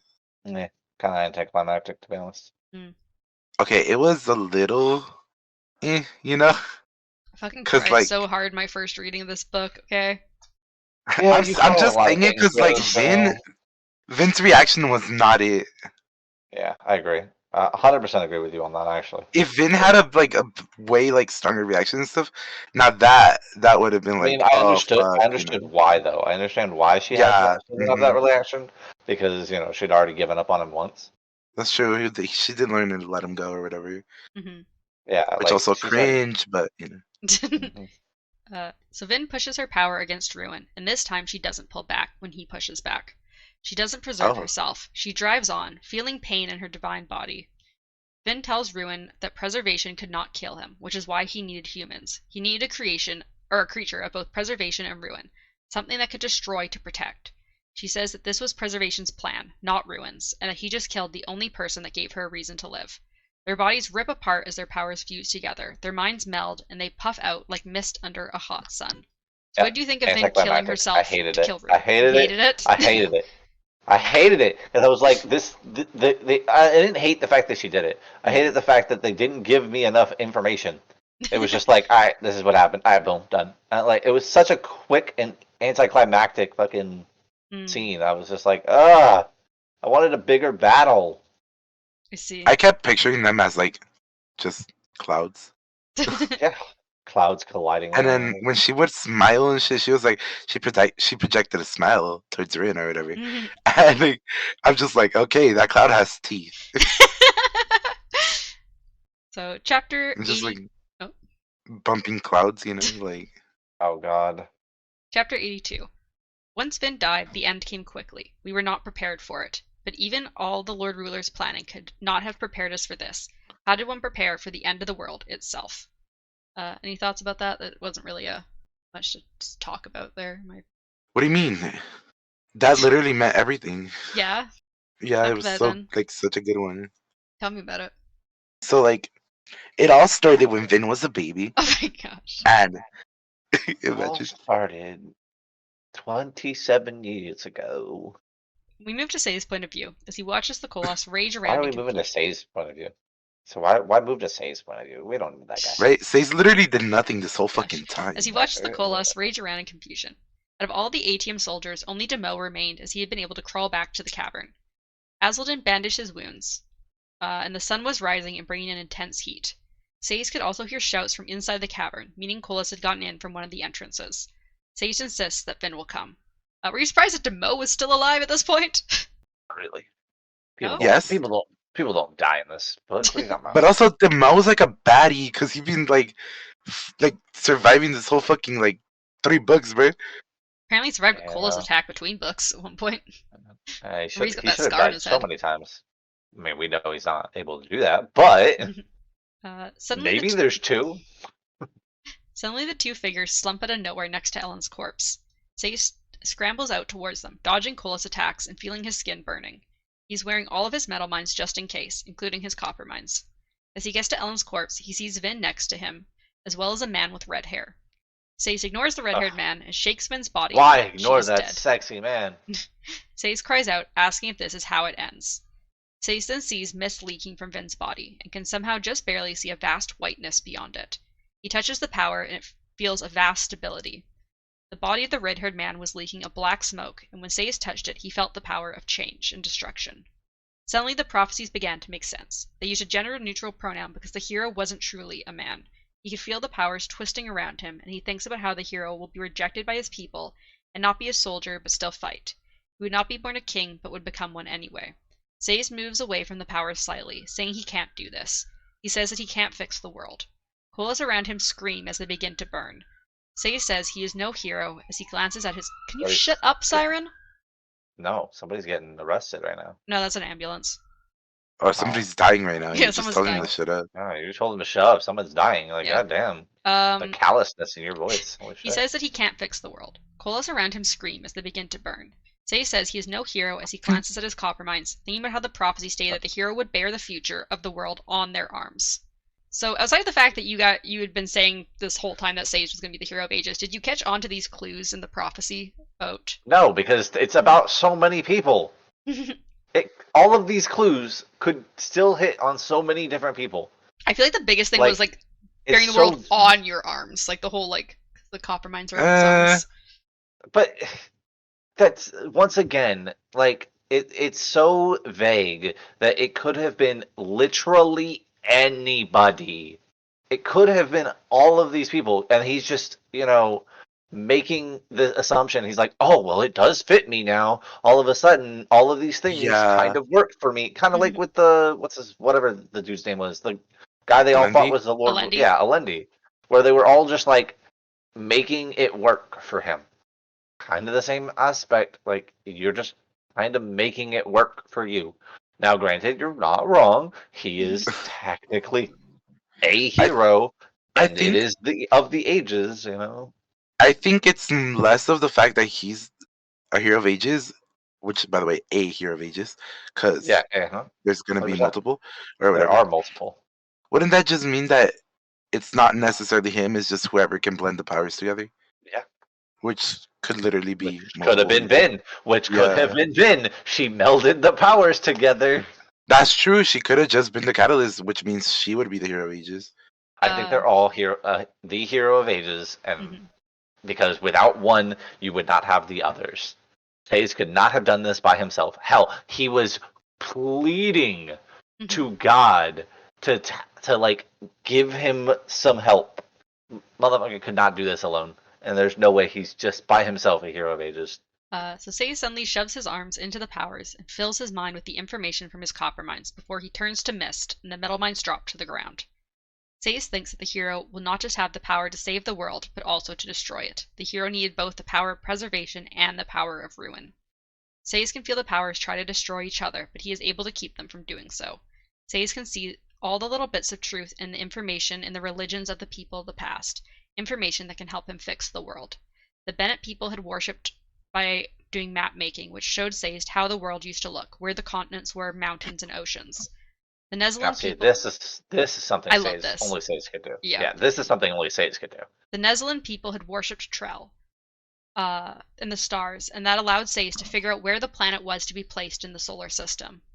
The Kanzi people had worshipped death and had vast information about the human body, which allowed Sayce to fix the changes Rashek had made to humans to make them live with the ash. He learned from the dozens of other religions to bring back animals that hadn't survived the changes in the world. The Dadra religion that he had preached to clubs had knowledge of colors and hues that Sayce could use to bring color back to the world. Finally, the Larster religion, which he had gotten Mare to worship, taught him of flowers and plants that he also restored to the world. So what do you think about all the information from all these religions that Sei's taught to both like us in the book as well as to like the crew members being used to like properly put the world back into place and rebuild it? Once again, this is only something Sei's could do. I mean, I guess, yeah. If it's so like, I don't know, just the way the powers work, it confuses the fuck out of me. I agree. Cause like, technically, you could still fuck up with a guide, you know. So I'm just like, I don't know. Cause when Vin took the power from the well, it was like she gained the knowledge of how to do shit, right? Yeah. So the Yeah, thing but is, not Sei's to has the this knowledge extent, though. of how to do stuff, but that he also Has has the knowledge of what it used of to be. yeah, of where things used to be so that he can do it properly. Because like Yeah. the whole thing with both Rashik Well, I mean, and really, Vin, you're just resetting it back to what it yeah, was. But yeah. because the whole thing with Rashik and Vin is like they could do things, but they didn't know how to be precise enough. Because like it was basically like it's like one thing to be able to be like, yes, I can move the planet, but like you don't having the knowledge of how to use the power does not give you the knowledge of like astronomy and where to place a planet Oh, yeah. so that it's habitable. Yeah, it's like what you only have the knowledge of like what the other past people have done, kind of idea. So you know how to do it, but you don't know like Where exactly where it it goes. was. Yeah, Yeah, okay. exactly. But imagine if their fucking religions were lying anyway. I Yeah, mean that'd be fucked up then, but Like, how is he gonna pick out the that was kind of the selective like? whole issue with him being when he was emo. He didn't believe in it anymore. But also, if he picked the wrong parts of those religions, like he could have just fucked it all over. yeah, but he Like studied he them for picked. years and decades probably. I also like the fact that my already philosophy before we even read any of these books is pretty much the exact same philosophy that they had in this book of like different religions are all like partially correct in one like form or another, and then like you have to put them all together for the entire thing to be correct. And I've had that theory, or I've had that belief long before we read any of these books. So Sei's keeps the caverns where the humans hid safe as he fixes and changes the world based on all of his religions. As he finishes his work, the power does not leave him as it did for Rashik and Vin. He did not just touch the power, he became it. The powers belonged together, and Sei's wondered how they had been split. The Hero of Ages wasn't a person who came once in the ages, but a person who could span the ages. God. So what do you think about the powers previously having been together and then split? I believe it might have been Mythic who had this theory before that like you're like, oh, maybe the powers were together previously. Yeah, no, me and Darkness both had that theory in some way, shape, or form. We kind of came to it together about the fact that the possibility was that there was once a being and then it split, kind of idea. It was once a bean, Bean. and then it was a sprout. Oh my god. Was it a kidney Being. A soybean. Pinto bean? Oh god. Oh Jesus. Alright. Then the epilogue. You want to go through all billions of types of beans? Because we can. We can do that instead. It's okay. We can do that instead. I mean, that's a pretty good podcast. Epilogue's epigraph. Finn was special. Preservation chose her from a very young age, as I've mentioned. I believe that he was grooming her to take his power. Grooming. Yet the mind of Preservation was very weak at that point, reduced only to the fragment that we knew as the Mist Spirit. What made him choose this girl? Was it because she was a Mistborn? Was it because she had snapped so early in life, coming to her powers even as she went through the pains of the unusually difficult labor her mother went through to bear her? Finn was unusually talented. She's crazy. Finn was unusually talented and strong with allomancy, even from the beginning. I believe that she must have drawn some of the mist into her when she was still a child, those brief times when she wasn't wearing the earring. Preservation had mostly gotten her to stop wearing it by the time Kelsier recruited her, though she put it back in for a moment before joining the crew, and then she left it in there at Kelsier's suggestion. Nobody else could draw upon the mists, I have determined this. Why were they open to Vin and not others? I suspect that she couldn't have taken them all in until after she'd touched the power at the Well of Ascension. It was always meant, I believe, to be something of an attuning force, something that once touched would adjust a person's body to be able to accept the mists. Yet she did make use of a small crumb of Preservation's power when she defeated the Lord Ruler, a year before she even began hearing the thumping of the power's return to the well. There is much more to this mystery. Perhaps I will tease it out eventually, as my mind grows more and more accustomed to its expanded nature. Perhaps I will determine why I was able to take the powers myself. For now, I only wish to make a simple acknowledgement of the woman who held the power just before me. Of all of us who touched it, I feel she was the most worthy. So yeah, do you guys have any thoughts about all that? Not enough info dump. Need more. There's a lot of stuff that was plot relevant that you didn't tell me. I want to know. What do you think, Darkness? I was like, oh, it's crazy that she snapped that fucking early on or whatever, but Mm-hmm. because we had the fucking thought that like she snapped like during her like time Mom's in. Early. crazy attack on her sister and stuff. Yeah.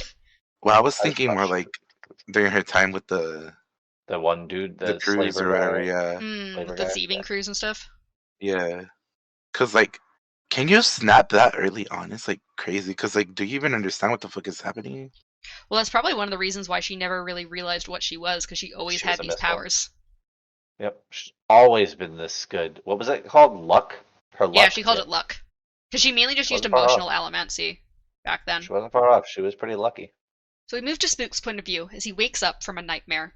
He walks past some people who gasp as he gets up and goes to A find his nightmare. friends. Uh-huh. Beldre suddenly runs up to him, asking what happened, and the two make their way to find Breeze.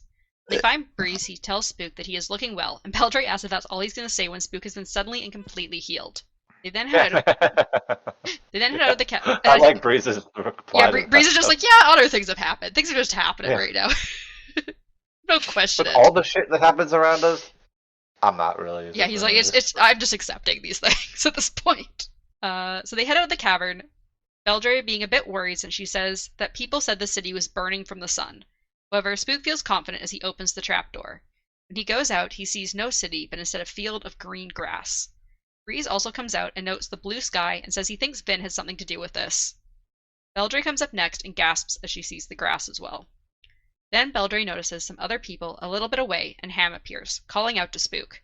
Spook and Beldre rush over, and Ham embraces Spook as they see other people coming out of another trapdoor in the ground. They then see more people coming out of a different trapdoor, and Ham exclaims in excitement as he sees his wife, who had been in Luthadel. Demo also shows up, saying that he saw Kelsier hanging in the sky with waves of color coming off of him. What did you think about Sace putting all the storage caverns together so that everyone would be brought together in the end? Oh, it was pretty smart. His His wife, family. Yeah, his wife and finally. kids. After so long. I was so happy that he made it that fucking far, bro. And his family made it, surprisingly. Do you Do you think the think old the- woman? I was gonna say, do you think the granny lived? I'm sure she did, Darkness. Granny? Which granny? The granny The in one from the tunnel. tunnel. Oh, yeah, no, she died. The hero of ages. The real hero of ages, yeah. Spook notices that the trapdoors are in a pattern, and he moves to the center of them and then sees something in the grass. As he approaches, he sees two bodies in the center of a patch of flowers. Vin and Elend dead and holding hands. Spook kneels beside them and finds a book as Ham and Breeze check Vin and Elend for any signs of life.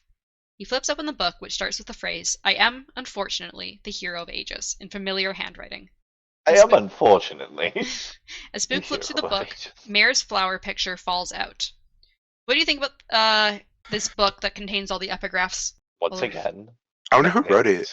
Yeah, I wonder. I wonder. It's not like I've been saying this since the very beginning or anything. On the back. I want to see this Hmm. in like the third era, just in a museum. Oh my god. I was thinking that the whole fucking time. I was Just like, in a what is museum this? I- Like, somewhere. Yeah, I mean, I was thinking this whole time. I was like, oh well, it's in the Wild West, so maybe the sun burnt everything down, and it's just a fucking barren wasteland or some shit. That's what I was really kind of hoping. On the And back it of didn't fix anything. On the back of the picture is a note from Sace to Spook. It states that he tried to bring Vin and Elend back, but fixing the bodies does not return the souls. However, he does say he spoke to them and that they are happy and deserve a rest. It states that the book contains a record of events as well as some of Say's musings. It also mentions that there is a larger pile of books nearby that contain everything that was in Say's copper mines so that people do not forget the past. It also mentions that Spook's message did help in the end and that Spook will be looked to for leadership, which I'm sure you'll be excited for, Mythic. Yep. which Yep. also we know that there will be more fair cabins because he left his things there, but whatever. Say's, well, he didn't leave the metal mines. He left books that contained the information from his metal mines. Yeah, Mines. because there will Oh. never be another. Another fair chemist? Never. Nah, they definitely will be. Never a new Ferrochemist. No. Um, Bloodline's gone completely. Say's also apologizes for not being there, but says that he will be about. It also mentions that as a gift from Kelsier, I'll he be made- around. Don't worry. It also mentions that as a gift from Kelsier, he made Spook a Mistborn and fixed the damage done to him from burning tin for so long. Finally, there Which is means Kelsier is alive. he spoke to No. Kelsier. But I mean, Kelsier's he not also alive spoke just to 'cause Vin they and Ellen, suck. who were dead. Well, first off, okay. They're gods. Oh my god, they're all gods. Yeah. All But four of that's them. what I was trying to say. You guys continued to say that she's not dead. Okay, well if she's Well, not that's dead, then my that means that theory. I neither came is. up with it, you know. Yeah, No, I I'm know. joking. Neither is Kelsier. Finally, there's a small PS mentioning that there are 2 medals that are still unknown, and that Spook should try to find them. So Bro, what do you... when he said that, I was like, ooh, side quest. Side quest. Yeah. So what do you think about Spook becoming a Mistborn and it being a gift from Kelsier? Well, I mean, it was kind of foreshadowed the moment that he was given powers in general, but yeah. He clearly needs a better wife. I'm Well. ready. She's a great wife. What are you talking about? Just like Breeze's wife. Great. Oh gosh. Who the fuck is Breeze? Oh, right. Wow. You already Is he forgot about the main character of this entire the hero of book? Oh my ages? God. Yeah. Oh my god. How could you? Oh, also a mention of, I guess, a Breeze of Alrian, because you find out literally like the like it's not a spoiler, because you find out like in the I first mean, it like sounds like it's gonna be a spoiler. no, So because you find out yeah. in like the first like the first like paragraph of Mistborn Era 2 is because now that you know that Breeze and Alrian are alive, the main character of Mistborn Era 2 is a descendant of Breeze and Alrian. Are you kidding me? A 400-year-old descendant. 300. Yep. Yeah. They, 300 Whatever. years they later. got some strong ass babies, right? God damn. They must have some real good powers. You know? Maybe one of those I doubt it. new They washed metals out. gives them one of those new metals gives them eternal life or some shit. Oh my gosh. I mean, you know. No, I I mean, think we they're want. dead. Hey, I mean, Darkness, you've been wanting the healing metal. Maybe you know this will be a healing Oh metal. my god. So Spook then looks up at the blue sky, and Beldre says he looks troubled. However, Spook replies that he isn't troubled, and that he thinks things will finally be alright. They'll finally be all right. I They won't promise. though. No, they really won't. He's still out Nothing there. will ever be all right. Waiting. That is the end of Hero of Ages. How did Yep, you feel I about know. the ending of this book / the trilogy in general? So happy that I was right in so many different ways. It was alright. It's alright. I didn't really like the book itself, but I mean, Hmm. I'm glad that my theories came correct. So how do you find this book compares to the other 2 Mistborn books? How would you rank the 3 Mistborn books? The Mistborn books, Mhm. they're all very boring. I would say I like the first one Mm. the Very most. first book, Yeah. The first Mistborn one. very controversial topic there. You know? I like the third one the second most, and then the second one the third one. I didn't really like the second one that much. But the second one's the one with the granny, no? Yeah, has the granny. Also has mostly a lot of Tensoon. Fuck that guy. Man, still never found Vin. Oh, you're right. Yeah, The mother. He never his did. Only, He never his talked only to Vin. his only goal, and he never. He never got found to, her. I know. I kept asking you guys questions like, oh, do you think he's gonna Yeah. run into Vin at some point? Yeah, he'll do it. Yep, it's his only goal. He obviously should. Nope, Nope. never. He never gets to see Vin again. Man needs his mother for sure. I like how that one writer with the metal plate, Forgotten. Quan? I don't even know who you're talking about. Is that I who we're talking guess. I never learned his name.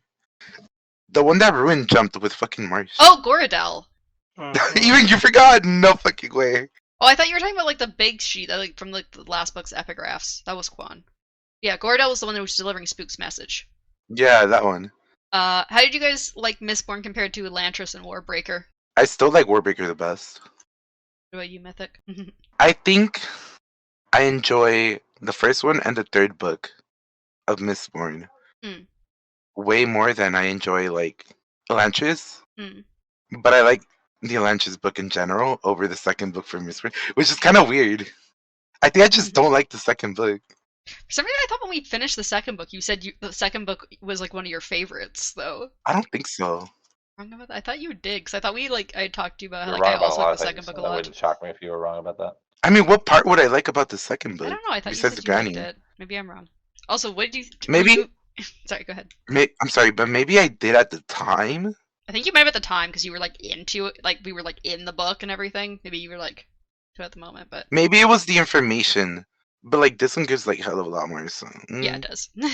And then going back to Mythic's whole prediction things, what do you think about Sazed becoming God? Because I was right. I'm always right, though. He's not God though. He is God. Yes, No, he he's not. is. He Would you is guys like to a know? god. Would you guys like to know the combination name of Preservation and Ruin? He's Balance. just a scholar. It's Harmony. God damn. Ew. Hoping it was balance. No, Sazed is Harmony. And then my last two questions here are: what do you think happened to the Koloss, and what do you think happened to the Kandra / Myth race? Mithraith. Mist race. Mithraith. Look, I have a little bit of a lisp sometimes. Leave me alone. Yeah, and you pronounce words wrong. It's okay. Whatever. What do you think happened to? Because we don't get any confirmation of if they're still alive or not. Very vague. Yeah, it's very vague. So you know. Vag. Yeah, very vague. Oh my god. I think some of the Conjures still lived because, you know, they're scaredy cats. And also, some of the Kolas definitely still lived. Do you think Human lived? I think human is human now. Imagine. Pretty cool. Nah, He finally got his dream. I would cry. My baby, all grown up. Any theories, Mythic, about what happened to the Koloss or the Kandra? Well, the Conjurer are all dead, or whatever, gelatin. And I don't think there's going to be any more spikes, because why would there need to be hemalurgy in this world? So Koloss will probably slowly die out, except human. Human will become human again. I say hemalurgy is going to be a big part of this world, regardless. Of the new world? The Yeah. new 300 year in the future? I'm just saying world? because if it's like quote unquote harmony, whatever, Mhm. I'm gonna just say balance because that's a better name. Balance is so much better, yeah. But like, if there's gonna be like allomancy in general, there's got to be hemalurgy, and also you just bring the conjure back by stabbing them, right? Yeah, if someone With puts the the spikes back in yeah. them. Yeah, Give them new so- spikes. Yeah, I just 100%, want to see but conjure in like I don't. every era, bruh. No, I don't. What do you think would happen? So, can Conjure like grow as people? Like, if What it do you mean? became a child, could it grow up? That goes along the lines of like, I don't think so. I think they have a certain mass and they don't grow over time. but can they breed with humans? Although I guess we don't Oh, really. that too, but I guess we don't really know because like apparently Mist race do breed and stuff, so maybe they do start as little blobs and grow into bigger blobs. Little slime. no, that's not kind of not what I was thinking about. I was thinking like, what if a conjurer became a child, right? Like took the form of a child, And they grew. and then over time they just kind of grow and learn human society, kind of idea, you know? I mean, they just like kind of Like- integrate themselves into society as a child and then Yeah. try and just like integrate. I mean, like they could probably. Because like if Well, that's you, the thing is if they can't. if They Sage can't is grow the if Sage is smart enough to bones. put if Sage is smart enough to put multiple things together, couldn't there be a conjurer that would be smart enough to like slowly grow their body? I to don't think And- they would grow the bones though. I think you'd have to keep getting new bones as But you want to. what if you just stuff them with different sized bones from the very beginning? Just shove a shit ton of different sized bones from like a human anatomy, from like small to like medium to big. They're gonna have like way too many bones. You'd have to keep them in a sack and just keep replacing them out over time. Is there a limit to bones? I mean, I think the more bones you have, like the bigger type of creature you're gonna be. Because like he So can what if you just get a shit ton of bones and you just swallow them all? be giant weird amalgamation like the Mist race. But like, how big can you get as a conjurer? Mara. I don't know. I think that's based on the goop. How much you can Goop? stretch the The goop. goop? How much can the goop stretch? You're telling me if I'm a conjurer and I somehow walk upon a raised village, And I just pull all of their bones together, and I become a enemy giant. and everything, you know? I become a giant.